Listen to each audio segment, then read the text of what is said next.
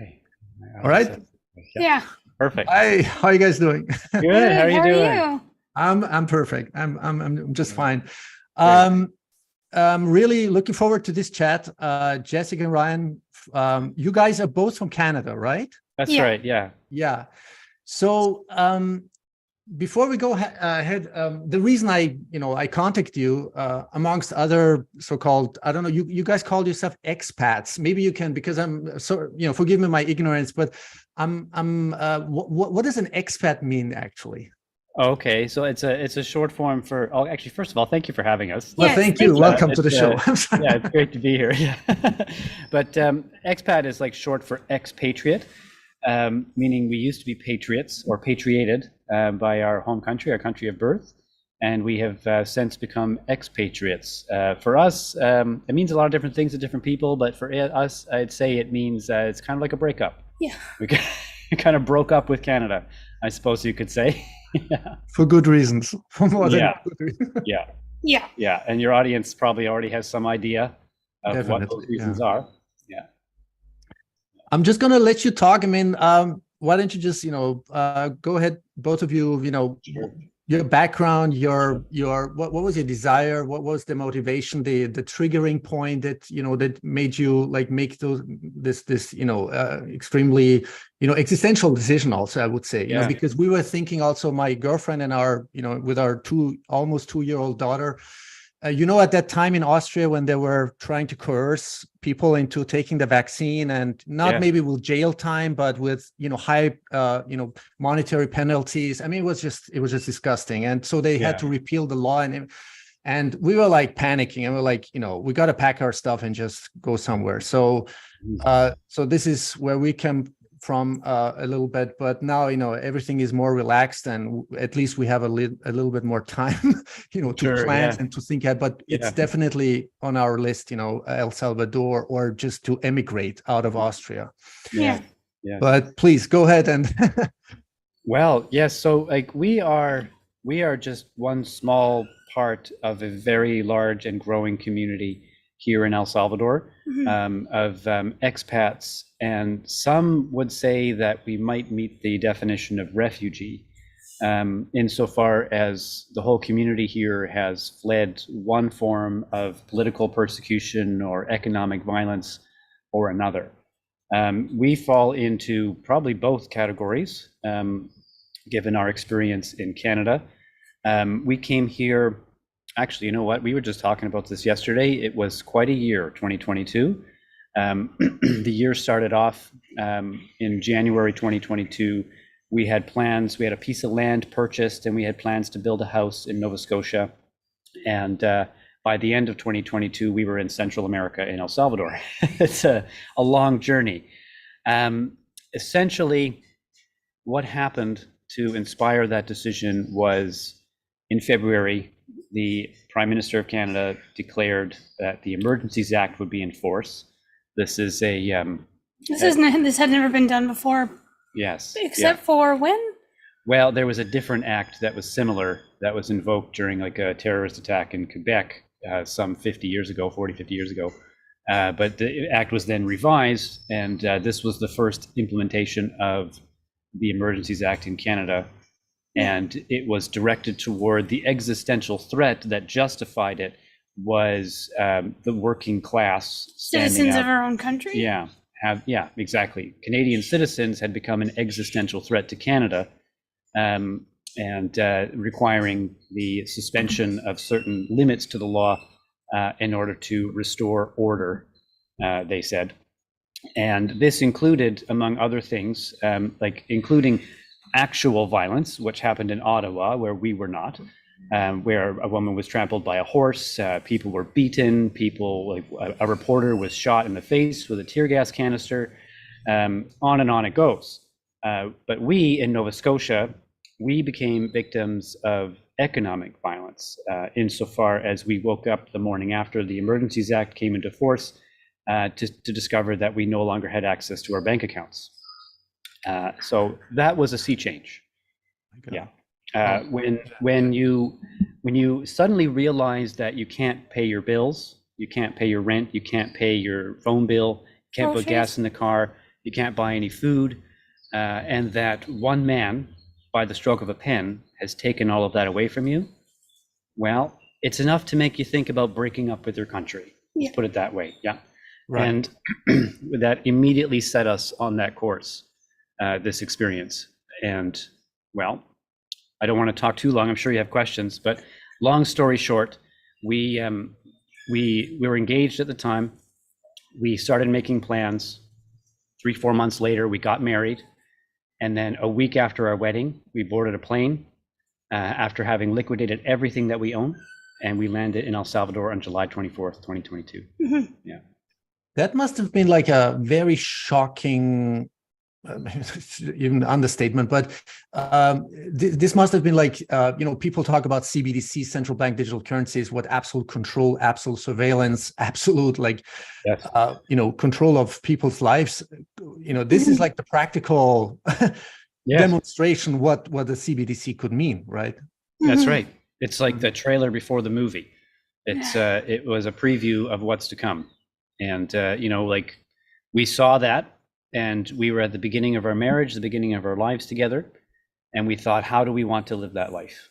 Do we want to live in constant fear, self-censoring, unable to speak how we really feel to our friends, to our families, having to be careful what we say or don't say at work, always wondering if your income is going to be shut off again, if your access to your funds is going to be shut off again? Do we want to live in that fear? Or do we want to go to a country where personal liberties, economic liberties, and freedoms are being expanded every day? And once we started thinking about it in those terms, it's a pretty easy decision to make when you get down to it. Yeah. Right. Before I forget, first of all, congratulations to your wedding and Happy New Year. Thank you. Happy New Year to you too. Happy Yeah. New Year. Yeah. Thank you. Yeah, it was not very spectacular last, but we have a beautiful view from out of the window. We can see all the fireworks because we're at top of the hill. I was just talking to your wife while you were gone. So we have a beautiful environment surrounding. When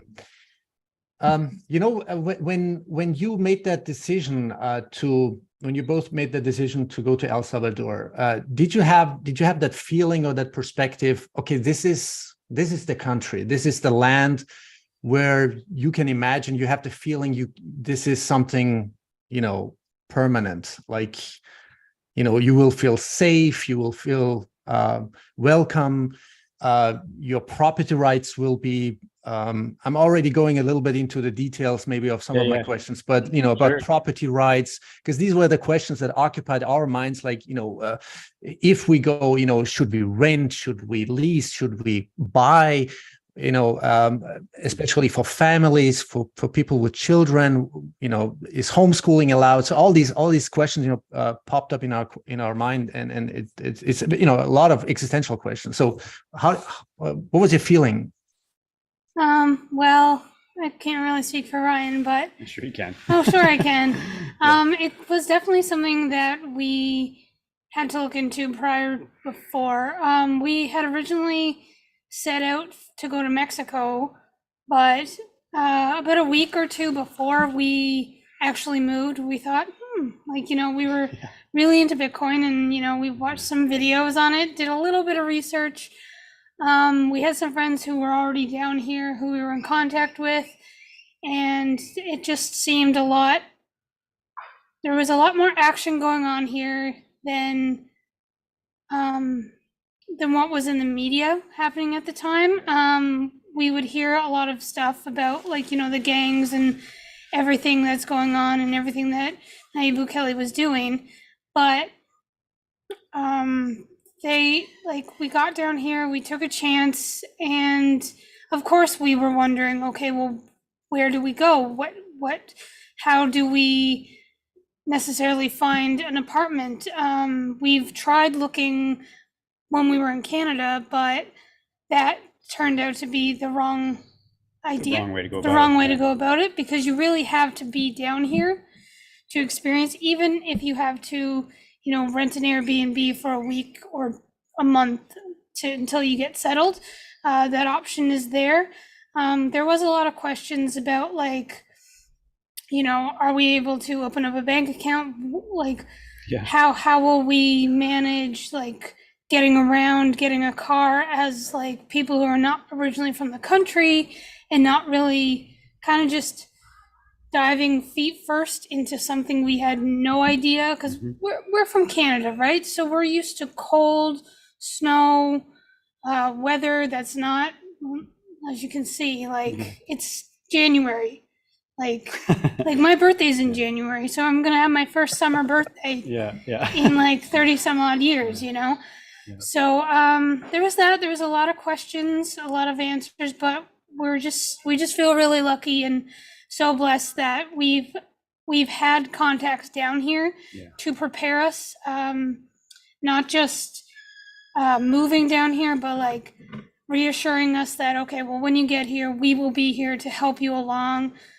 Just reassuring us that the fine folks of El Salvador are as nice and wonderful as is claimed, we have, and as we have learned. So like there was more questions than answers before we made the leap, I guess you could say.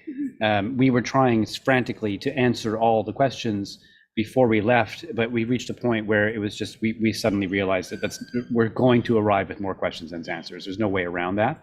And like in terms of safety, we didn't really know what to expect from Canada.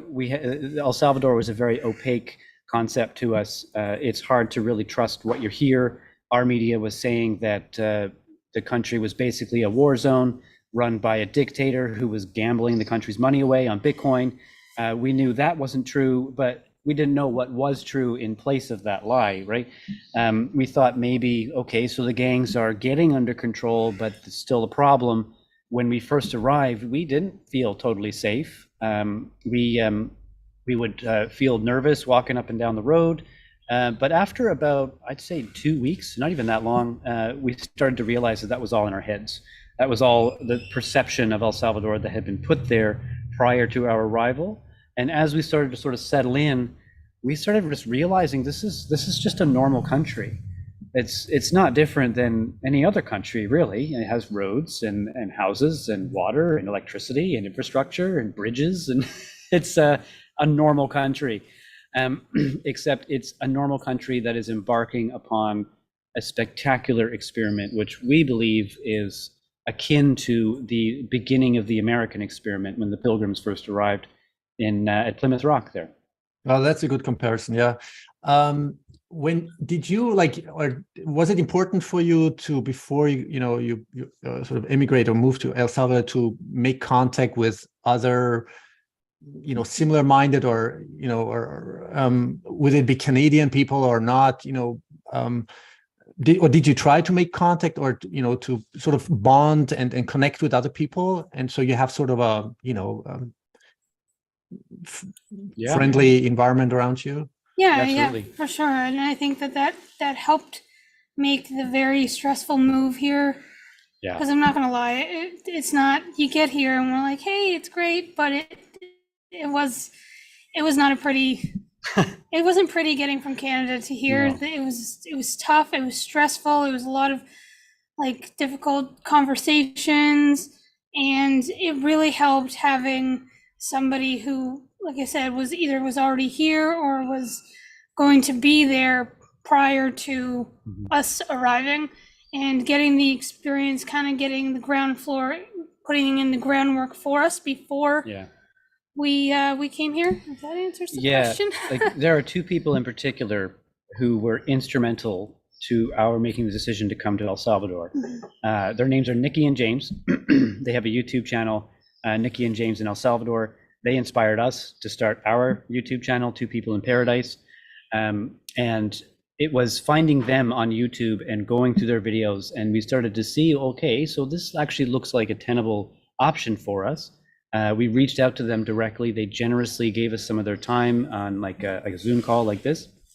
And they answered some of they can't answer all our questions. There's always more questions than answers. We still have questions. Yes, whenever exactly, we see them. Like, how do we get our driver's license? But anyway, they laid a foundation for us that we could put our feet on and say, okay, we can actually stand here. And if it weren't for them, I don't know if we would have been here, if we would have stuck with the Mexico plan. Since that time, since arriving here, we have discovered that there is a huge community of people from all over the world who've come to this country for very similar reasons, and who thereby are very like-minded. There's people here from Italy, Australia, New Zealand, the Netherlands. Obviously, lots of Canadians are here. Lots of Americans are here. But what really actually stands out is that all the time there are people who were born here 20, 30, 40 years ago, and who maybe left when they were 1, 2, 3 years old. And now they're coming home and sort of rediscovering their heritage and their culture. At the same time, all these foreigners are discovering the heritage and the culture. It's really something to be immersed in that and to watch that happen all around us all the time. It's been wonderful. Yeah, just for your information, I mean, I was born in Iran, and I went, I came with my father. My father already dead a few years ago. He died, but he came with me to Austria in 1979. During or in the middle of this, revolution or whatever it's called, and with this horrendous regime now taking over. And anyway, so. And there's like a huge diaspora, like millions, and I don't know how many millions and millions of people all over the world. Most of them, or lots of them, are in California, where I lived like for 5 years. So and every Iranian or Persian people I meet or have met, I don't know anybody who does not, let's say, hate this Iranian, this Ayatollah, whatever, theocratic regime or whatever it's called. But people have the desire, to go back to see their country, just for the nostalgic of it, or to visit family, but they can't. So you must have met, back to my question, you must have met like a lot of people who, as you've already mentioned, who either, were born in El Salvador, or maybe grew up in the first few years, and then, went maybe to the United States or Canada, and then came back again. Can you tell a little bit more about those testimonials? Like, that would be Regina. Yeah. Yeah. So there's a dear friend of ours here. Her name is Regina, and she popped into our heads as you were speaking there, because first and foremost, first of all, there's plenty. There's dozens and dozens that we've met, but Regina has become a dear friend. She left 47 years ago when she was just a small 18, child. 19? Oh, really? Yeah. Oh, okay. So she went. Okay. She went to study in school in America. That's right. Yeah. Go ahead. So yes, we interviewed her recently, actually, on the channel, and she sort of gave us her whole story. She is just over the moon to be here, because she was here long enough when she was young to see the state of the country as it was. And now she's here seeing the state of the country as it is and what it's becoming. And I mean, El Salvador is her heritage, it's her identity. So in some respect, there's a piece of herself that's transforming along with the country. And it's just marvelous to see the relief and the joy on her face as she watches her country and her countrymen embark upon this new future. And yeah, she's very dear to us, but she's one of a long list of people that we've met and bonded with since we got here. Yeah, and when you're talking to her, it's so magical to see like the spark in her eyes of how excited. Like she's a wonderful woman, and the way that she speaks about her country as coming back from all those years ago, she's more excited to be here than most expats coming to here for the first time. And it's amazing. And I love to see whenever we're talking to her and her eyes are like, and then it's so exciting for her because, I like to think how she likes to say how much has changed with the country for the better that needed to be. Like it's there's a sense of national pride in El Salvador, and there's a sense that this is kind of a new version of that national pride. People feel like, I don't want to speak for Salvadoran people, but the sense is that there's a reinvigorated patriotism in El Salvador. People are, and this is a stark contrast to how it is in our home country of Canada. People here are looking to the future and they are seeing good days ahead. And that gives them confidence, it gives them pride. Complete reverse polar opposite in Canada, where people are looking forward and they're seeing dystopia materializing in the future. There's a whole generation in Canada that has given up on home ownership completely. They know it's out of reach for them. They'll never get there. Whereas here, there's young people who are, their thinking is, I've got to study hard so that I can build something new for my country when I'm older. And these are children who are thinking like this. It's amazing. It's remarkable. Yeah. You know, I don't want to get too philosophical, but it's, I think in our society or our civilization, we talk about, as Bitcoiners, we talk about trustless or trust minimized because we don't need to trust. It's just sort of, we are ruled by rules, not by rulers, as we say. But when we talk about like Bukele and his, let's say, political team, there seems to be, I have the impression, as I said, you got to go to El Salvador and make your own experience, right?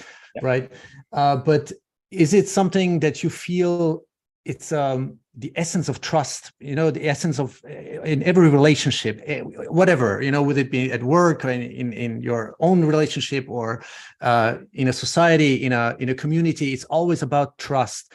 Do you think that people, whether they live there now or been living there or now coming back as expats or not, that this feeling of trust is so strengthened now towards, let's say, the ethos and the mission and the values of Bukele and the whole structure within and around Bukele?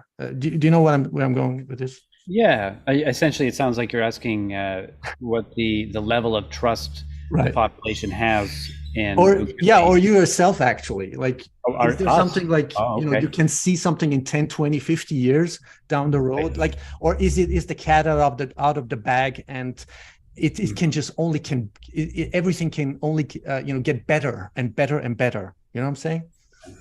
Well, of the two of us, Jessica is definitely the optimist, and I'm definitely the cynic. So the way, do you want to go first or? No, you can go. Okay. I need to formulate my answer. Sure. So the way I look at it is, could Bukele let us down?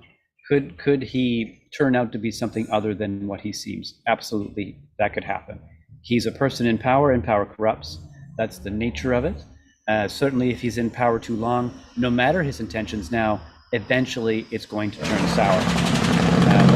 Apologies for the truck going by there. So how to say, right now, I look at what Bukele is doing, the actions that are being taken. And just recently here, the mayor of Soyapango was arrested on corruption charges. She misappropriated some $25,000 or something like that. I read about that. Yeah. I'm sorry to interrupt you. It was a very fascinating. I really loved that statement by Bukele afterwards. It was in connection with that corruption case. Sorry to interrupt you. He said something, and I really loved that. He said, "We are here." I'm trying not to paraphrase him really. He said, "We're here to serve and not to be served." Is that what he said? Something like that? He said, "We're here to serve the people, not ourselves." Exactly. Thank you. Yeah. And what struck us about that was that this person who was arrested was a member of his own party, at the Nuevas Ideas party. That didn't protect her from the force of law in this country. That's new to us. Yeah, There wasn't preferential treatment. It seemed as though being part of the party in power was no protection, and that it was what was legally and morally correct is what was guiding the decisions there, as opposed to what was politically expedient.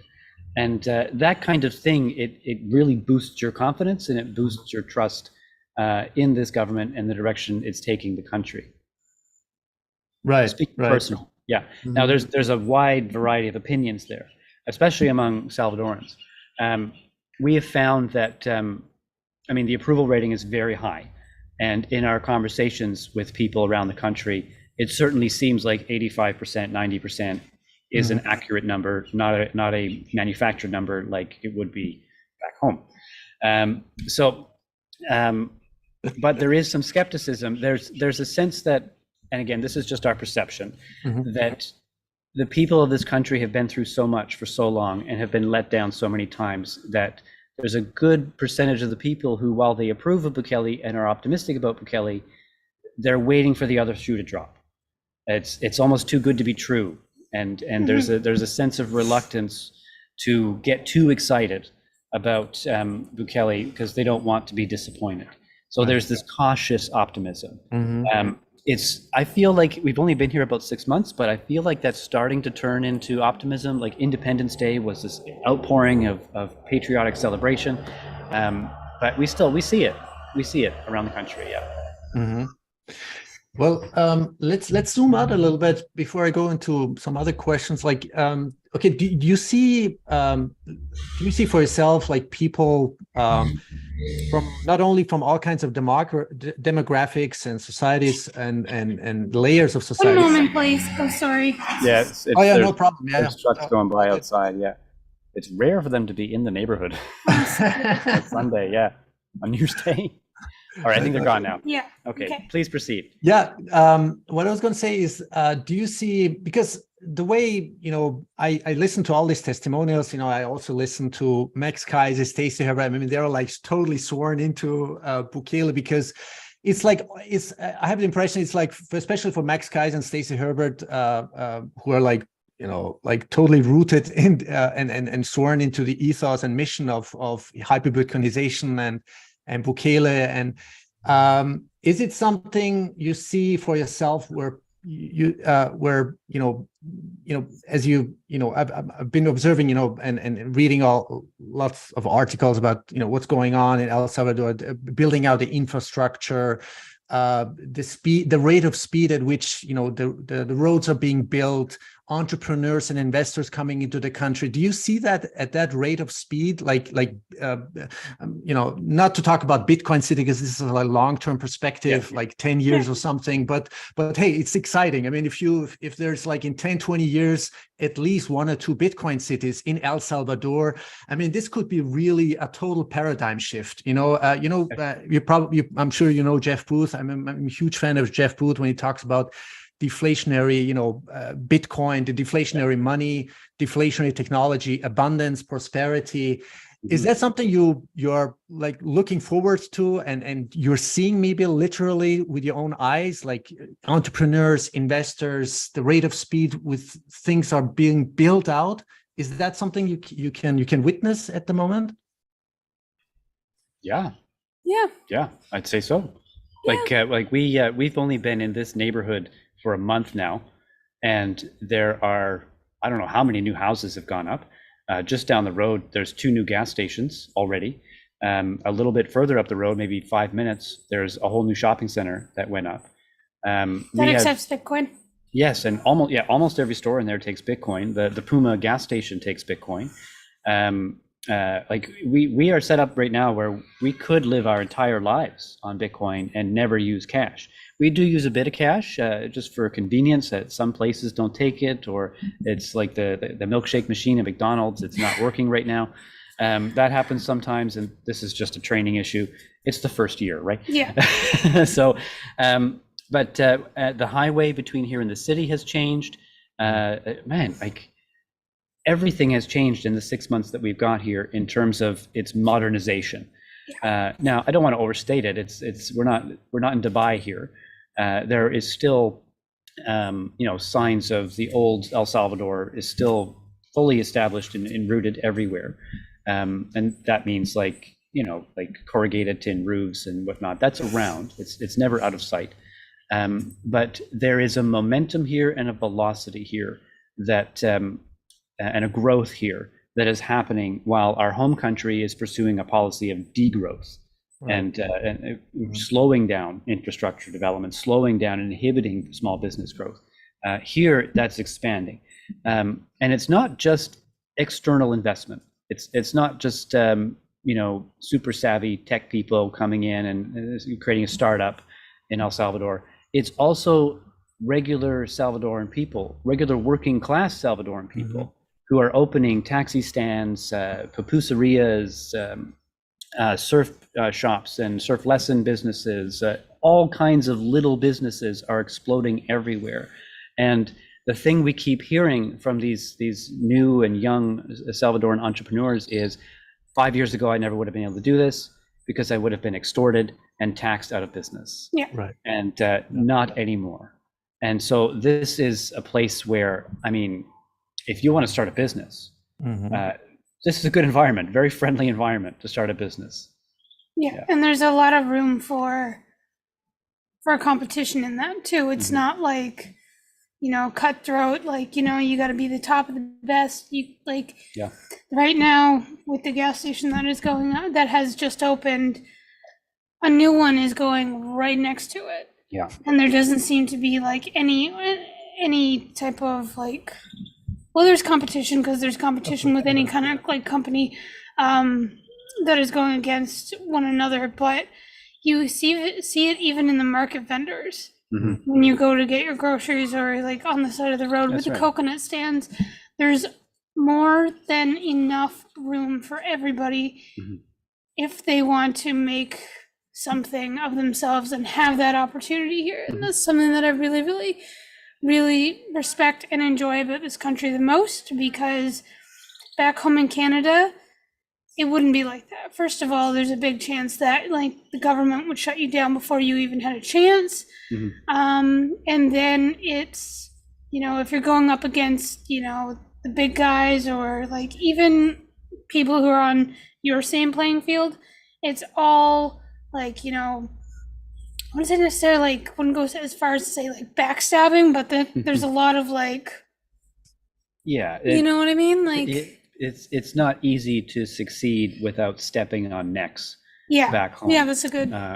Whereas here it seems like the entrepreneurs are all working together toward a prosperous future for everybody. You go to the street vendors in Libertad, like you were mentioning, and people aren't trying to steal your business from other vendors.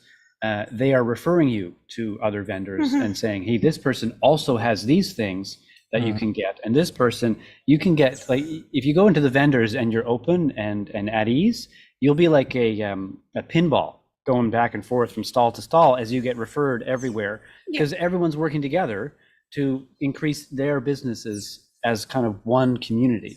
There's a business community here, not a business gladiator war zone, right?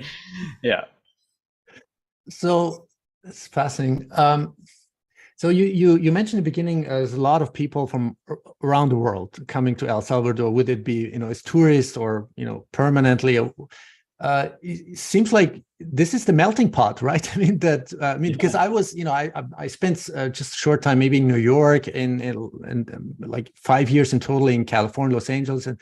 But for me, that was already like a melting pot. But the way, the pictures or the whatever documentaries or videos I see, or the testimonials you're giving, it's like I have the impression that this could be the ultimate melting pot, a peaceful, society from all around the world. It's must be, inspiring, Well, credit for that is owed entirely to the people of El Salvador, who are just, the welcome that we've received and that people we know have received has been just overwhelming. There is a sense of, we're so happy you're here. Thank you for choosing El Salvador. Thank you for being here in El Salvador. Thank you for helping El Salvador just by being here. Yeah. There's a warmth, a receptiveness, and a genuine interest in, who are you? What's your story? What's your background? Do you know this about El Salvador? Do you want to try this or experience this aspect of the culture? Do you want to know this about our heritage? They want to share the story with you, and they want to integrate you into the community. On our YouTube channel, we were astounded to discover that like 60% of our audience is Salvadorans living abroad, which I guess makes sense in retrospect, but we didn't expect that in the beginning. And we keep hearing in the comments, in the emails, and in the Twitter. And by the way, if any of you guys are watching, thank you so much. Yes. Over and over again, you guys are Salvadorans now. You're welcome to the country. Welcome to the home. family. Welcome home. Yeah, to your new home. Yeah, I mean, it's just there's a bit of skepticism, as there would be anywhere. You occasionally encounter a bit of skepticism, but by and large, overwhelmingly so, the receptiveness has made us and everyone we know feel totally at ease and at home and welcome here. Mm-hmm. And that's spreading out. And so you're starting to see people more and more from all over the world coming here because word is getting out about Salvador is open for business. Yeah. And they want you to come. That's amazing. You know, I mean, I don't have to tell you that we live in really crazy times right now. It's like, freedom or slavery, Yeah. Total surveillance or, whatever. I mean, or just, pure freedom. Do you see El Salvador or the developments taking, do you see like El Salvador the place where we can finally, hit the tipping point of a new, I don't want to, go into, utopian sci-fi, but Sure, yeah. do you see like, which I love. And I mean, I do read a lot of scientific technological stuff, but and I'm a huge fan, of not only digital technologies, but I think there's the realistic potential to develop and to produce technologies in every sector we can think of, whether it be transportation, energy, nuclear, plasma, all sorts of transportation. I mean, I have these discussions with a lot of my guests, who are into this also, that's why I mentioned Jeff Booth, because I often said to Jeff Booth, isn't it weird that for at least 100 years, we haven't had like a different propulsion system in the, or whatever, would it be hydrogen technology, nuclear technology? And is that something you might be talking about or envisioning, maybe not in 10 years, but let's say in 20, 30 years, do you see El Salvador as the, country, the paradigm shift, when it comes to all kinds of technological comfort for, to serve humanity, to serve the society and create abundance? Perhaps, but I don't know, I'm speaking personally, but I don't think that it will be just El Salvador. I believe that it'll be more so, there will be a shift, and it'll happen when El Salvador and Central American countries become the first world. And that way, say if you have kids and you come here, or we have kids, we may unfortunately get to the point where, we will have to say to them, well, eat all your food because, people in Canada, they were, or we believe there will be a shift, whether it's economically or eat all your supper, because people in Canada, all they have is mealworm slurry coming out of a hole in the wall in their pod. And I mean, God forbid that ever happens. It is our home, and it does hurt to think about that kind of stuff, but I think that it won't be just El Salvador alone. It will be all the El Salvador is going to be setting an example for the rest of the world. And I think we're going to reach an inflection point where nation states around the world are going to have to decide what direction they want to go. Do they want to go the CBDC, World Economic Forum direction, or do they want to go the decentralized power Bitcoin direction? And this country is setting the alternative example. It's already started. Yes, and because it's the first mover, it has that first mover advantage. And as those lines are drawn, and we start to see that the I guess you could say almost bipolar world, the dual system where one is absolute tyranny and the other is characterized by liberty, El Salvador having the first move on the liberty side is going to be sort of the genesis block of the new world.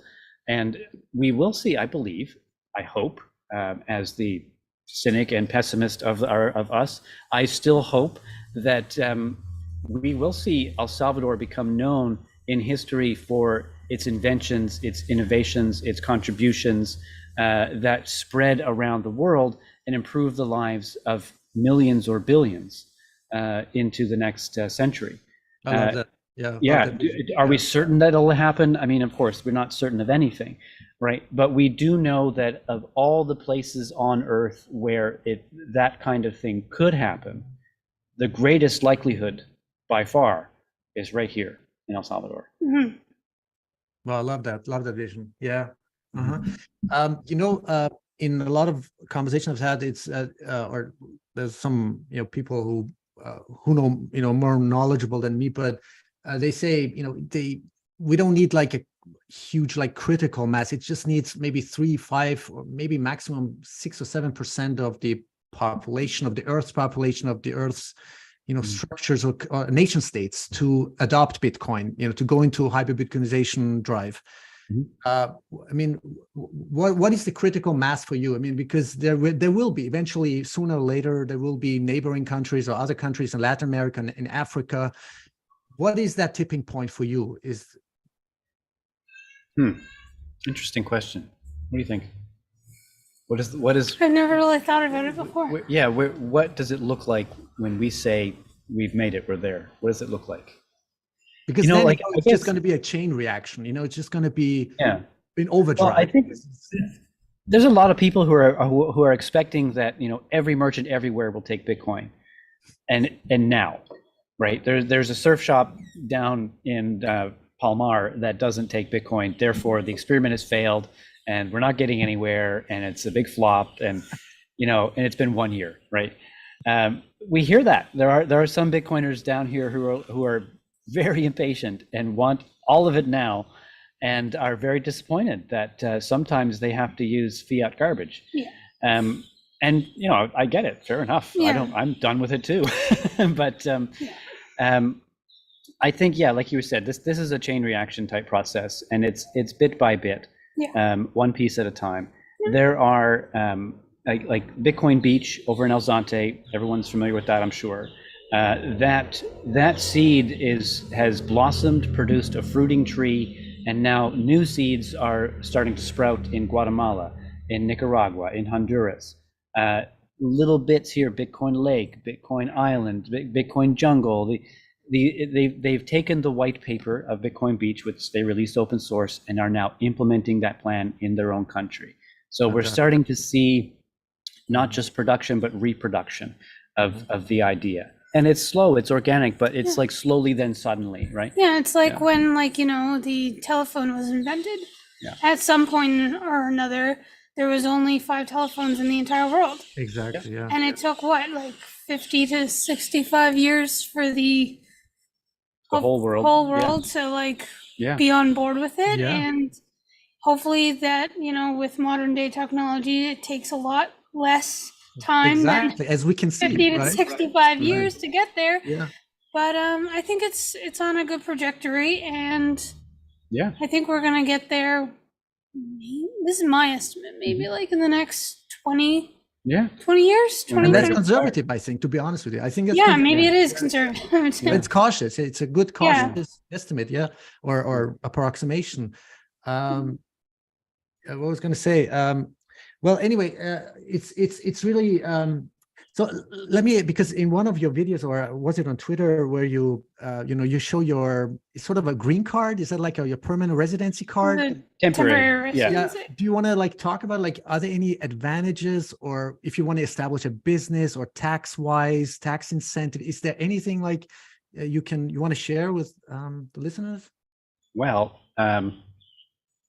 first thing that comes to mind is, so as we mentioned in the beginning, yes, we were at a tropical paradise. There's beaches. We have a swimming pool over there, and it's very lovely. But the circumstances of our arrival here were somewhat traumatic. And we did have to leave our home country, and we're not here entirely by choice. We were forced to make this decision. Don't get me wrong. We're thrilled to be here. We love this country, and we feel very blessed to be here.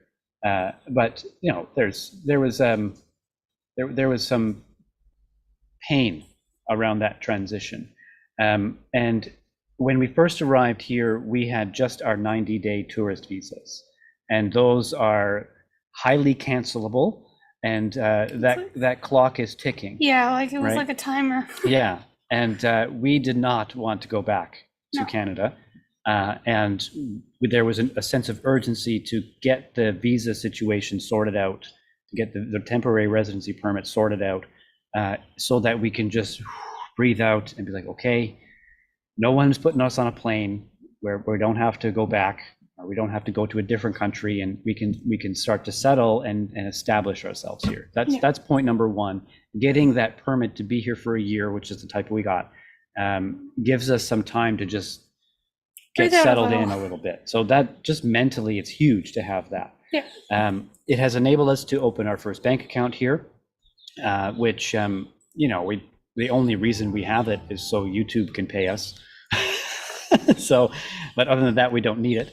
With less bureaucracy, I guess, or hardly any bureaucracy. Is that like very bureaucratic? Yeah, well, everything is negotiable here, Yeah. right? Like when we first went to the bank to open the account, they said, no, you have to have a permanent residency, not a temporary.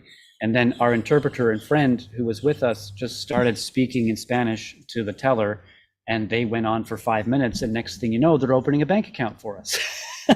So, but having the card, it's for us mainly it's the ability to say, yes, we have permission to be here, we've done it the right way, we have legal permission to be here, and we're abiding by the law. Yeah. And it's given us some latitude to start engaging in different types of transactions. Like we have a motorcycle now, and we've registered it and whatnot.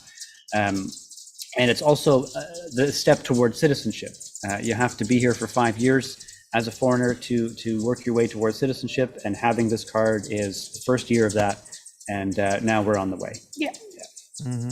So there was this talk about, like, if you invest, what was that? I don't know the amount. Was it $100,000 or something, or in Bitcoin, denominated, where you can like literally buy yourself the permanent residency or citizenship? Yeah. Just 3 Bitcoin, wasn't I it? think it was 3 Bitcoin, yeah. And I'm not sure if that program was ever rolled out. That's not the path we took. I guess it's different for everybody. Like our situation was pretty straightforward. We're both online workers, we're digital nomads, and there's a visa for that. It's called the F3 or F3B visa. And for us, it was very straightforward. But there's visas for missionaries, for people who want to go to school here. There's visas for starting a business. There's one, I believe, that is an investment-oriented visa. If you want more information about that, the people to talk to are escapetoelsalvador.org. Jeremy, Jeremy.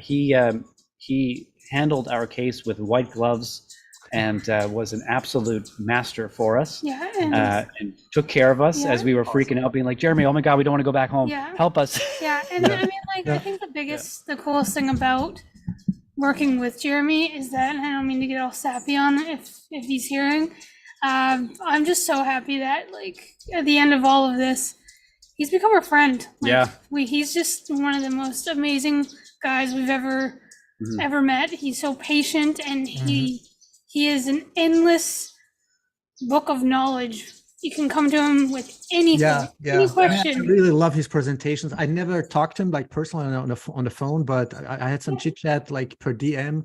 But his presentation, was it like what was the conference? Bitcoin, exactly. I mean, the way, and then on the pods he went or the interviews he did or the presentations he did, it's just very calm and sober and factual based. It's amazing. Yeah.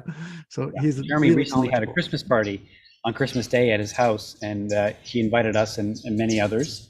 And what an experience that was. A condo full of people from all over the world, including a good number of Canadians. And everyone is sharing their harrowing stories of narrowly escaping their countries and all the bizarre and strange things they had to do to get out of their countries and get to El Salvador. And Jeremy has worked with all of them to one extent or another to create a legal path for them to come to this country and start putting down roots. It was marvelous to witness that. And I can only imagine what it must feel like for Jeremy to look at this number of people in his home that are there in part because of what his organization has helped to do in this world. It was great. Yeah. It was fantastic. Yeah. Awesome.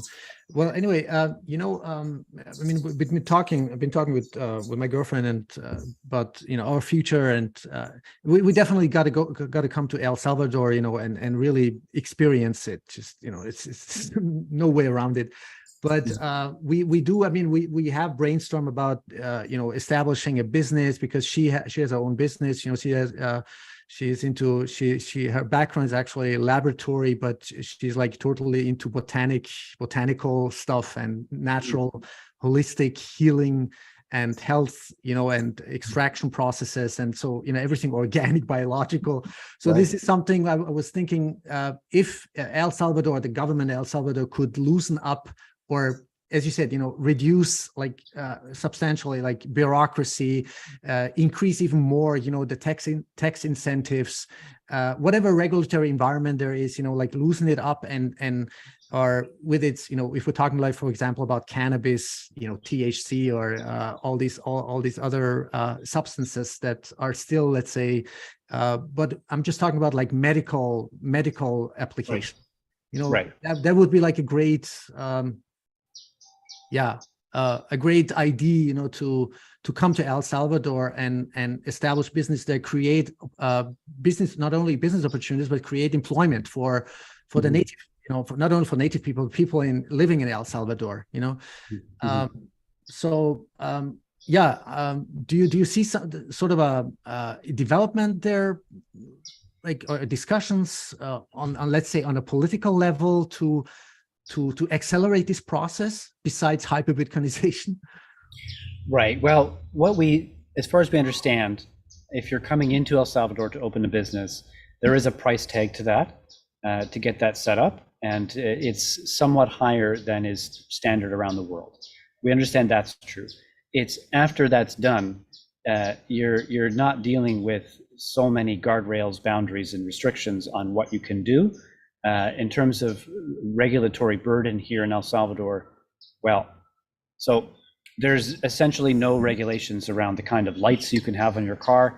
You can have strobe lights and LEDs all the way around, and your blinkers can be different colors. And it's if that's the case with the vehicle regulations, I imagine anyway, we don't own a business here. We would imagine that the regulatory environment around business is equally, how we say, liberal. So there is that.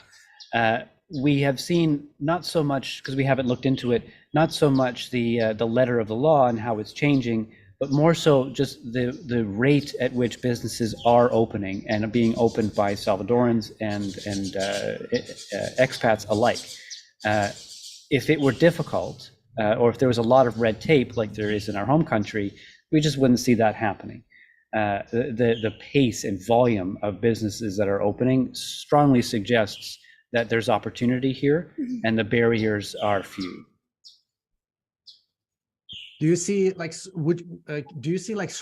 more circular, so-called circular economies scaling up or unfolding in the next few years? I mean, that would be amazing, you know, like, let's say neighboring countries or within El Salvador, you know, like creating, you know, when we talk about free private cities or Bitcoin cities or smaller free private cities, do you see like something like that along the lines where all of a sudden, you know, there's like a huge substantial increase in whatever import, export, trading with the unit of account of Bitcoin? Right. Well, I guess to have a true circular economy, you would have to have a collection of nation states that all have the resources each other needs to be sufficient, self-sufficient. Right now, at some point along the supply chain, there is a US dollar denominated terminus. Somewhere, someone has to exchange Bitcoin for US dollars in order to do business, whether because of their jurisdiction or whatever it happens to be. There still is that. And so while we're seeing, you know, the initial signs of the Bitcoin circular economy here, and certainly there's people who are dedicated to that project and are building it with everything they have every day, as long as that USD denominated terminus exists, there's going to be a break in that chain, and the USD price of Bitcoin is going to have an impact on how that economy is run. That's just going to be true until it isn't. And I think we're looking at just a matter of time before that just isn't true anymore, as this project expands and grows out into countries that have different resources and different things that can be denominated in Bitcoin, and that different countries and different communities need. Yeah, Well and I explained. think Yeah. and I think like it's important to note, like, you know, how as of right now in the current market, everything is down, everything is, you know, people aren't as inclined to jump on board with the bit. But like I've said this before in other conversations I've had with people, that it's more important to educate people when you're down, so that when That's right. the inevitable happens, there will be a bigger, like, and there won't be people clamoring, being like, oh, it's like, you know, FOMO and Exactly. you know, so you just, you know, you need to put in the groundwork when you're at the bottom before to be prepared. successful. You're right. You're totally right. They're all about education and preparing people, preparation and comprehension. And then, you know, then eventually people are gonna have even more, you know, optimism and experience, And I think like a lot of people say, oh, you know, bear market, El Salvador lost $50 million on their Bitcoin, and we'll just not talk about the tourism dollars that are coming in and how they've gained much more than they've lost, and it's just a paper loss. We won't talk about that.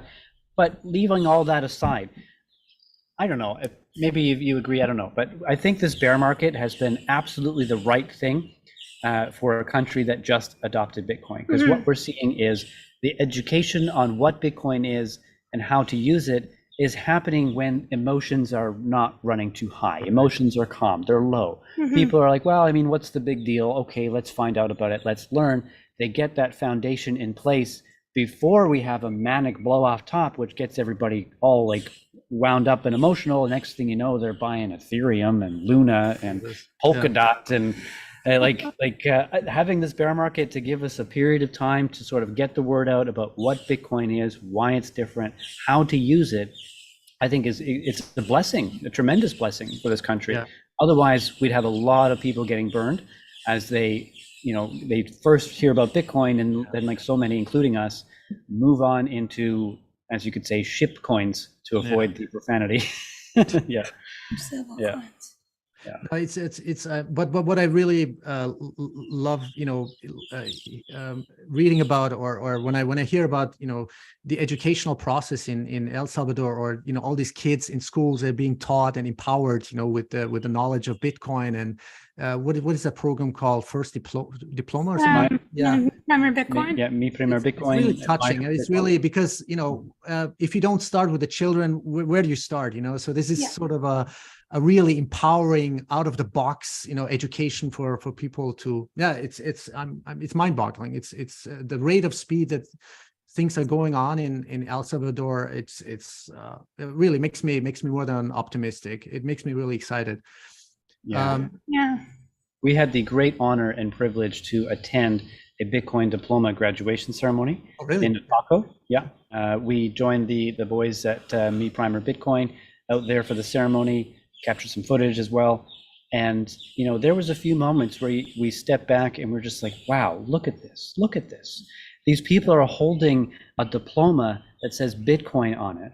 And we know that diploma means they can set up a hardware wallet, recover with the seed phrase, custody their Bitcoin, understand the importance of custodying their Bitcoin, and they understand the history of money and why Bitcoin fixes this. Exactly. These are children. These are junior high kids and high school kids who understand that and are holding up a diploma that says they understand that. It's got the Bitcoin word on it, and they're smiling and they're so happy. Like, what does a country look like after a generation has been raised that way? And hey, let's be honest, I mean, we never had education about money. What is money, you know? I mean, this is such a paradigm shift and civilizational, you know, shift. It's really I mean, more than exciting, you know. This is where evolution, you know, takes place. You know, it's all starts with the comprehension and empowerment of children, you know.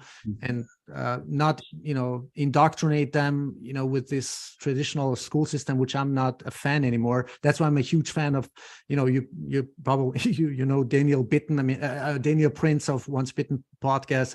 He's like the expert on homeschooling. And so I'm a huge fan of his, of his knowledge and his mission, to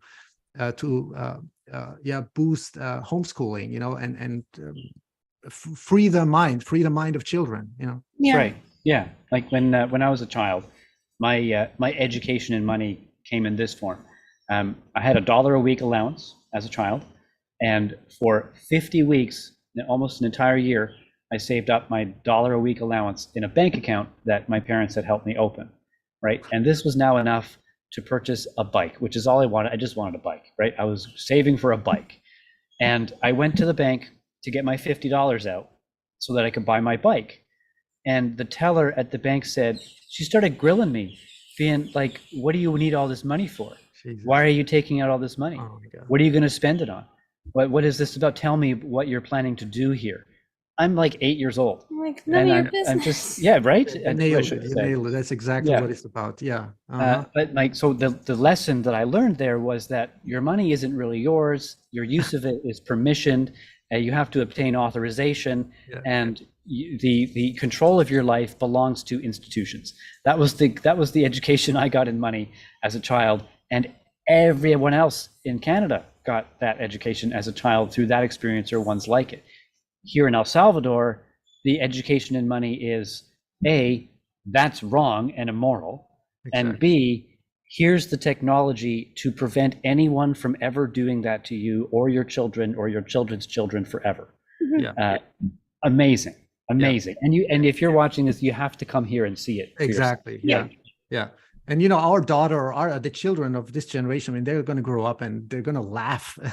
Like, they're going to go into museums and it's like, what the fuck, I mean, these people are doing, So that's right.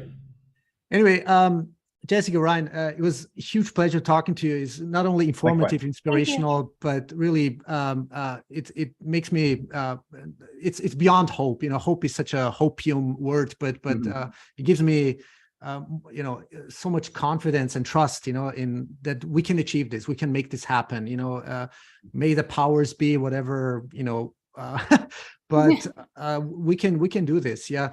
So is there anything like we should mention before we wrap up, and maybe you can also, share your information, like where people can find you?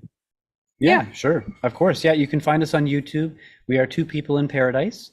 We are with the channel. We are documenting our journey here, our story here, as well as the journey and story of the country. We talk a little bit about Bitcoin, but really that's kind of in the background. We're more interested in telling the story of El Salvador and what these people of El Salvador are doing, having been empowered by Bitcoin. And you can also find us on Twitter. We are at Two People in Para. Can't miss us. And we also recommend that you head over to escapetoelsalvador.org. If you're thinking about making a move to El Salvador, talk to Jeremy. And if you do so, please use the code Paradise People to receive a discount. And of course, we also get an acknowledgement for that as well. So just being transparent. Yes, right? Of course, yeah. And we're really looking forward. I mean, if we ever come to El Salvador, we'd love to, meet you guys for coffee, as I can see on your YouTube channel right now. What's the name of your YouTube channel again? Two People in Paradise. Two People in Paradise. Yeah. Okay, gotcha. All right. So thank you so much again, and I'll hopefully talk to you soon in the near future. And take care, guys. Okay. Wonderful. Right. Thank you. Thank you, Kevin.